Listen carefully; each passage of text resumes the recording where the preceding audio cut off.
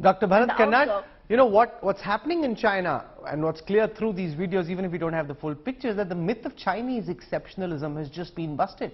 The idea that somehow a totalitarian, authoritarian system was better than democracies, and that India, the UK, the US, these countries didn't know what they were doing, and that China's system was the best system, it somehow had the right answers. In fact, at a time when the world has already dealt with the virus, China is now seeing a surge of cases.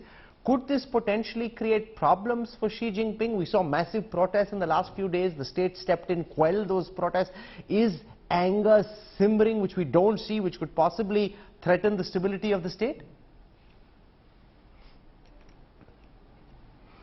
Well, I doubt it very much, because this is very stable, very practiced totalitarian state, meaning that they have really, the state has finessed the instruments of coercion and trying to damp down on popular will and sentiment.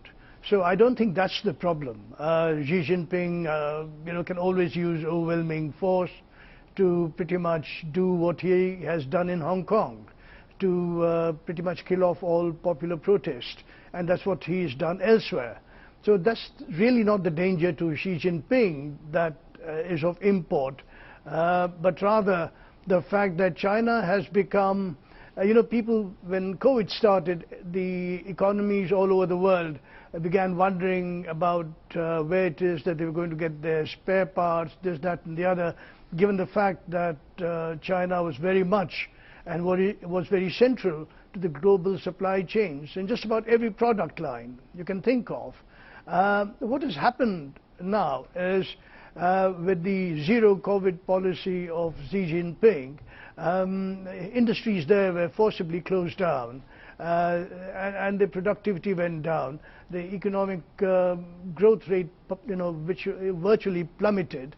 And what you now have is the world having to adjust to India, to China not being a source of the components and the sort of base materials, etc., that they were used to. And they're now finding alternative sources from which to get these things. And so what you are seeing is a slow diminishing, actually, of China as a source, as shall we say, an unexpendable source of material components, etc., to the global supply chain.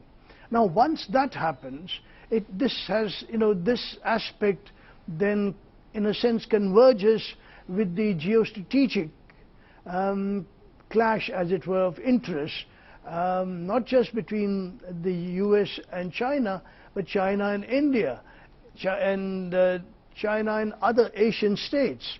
So you have these two, shall we say, developments converging to a point where China becomes isolated and becomes quite unnecessary to the, well, shall we say, extraneous to the global economy.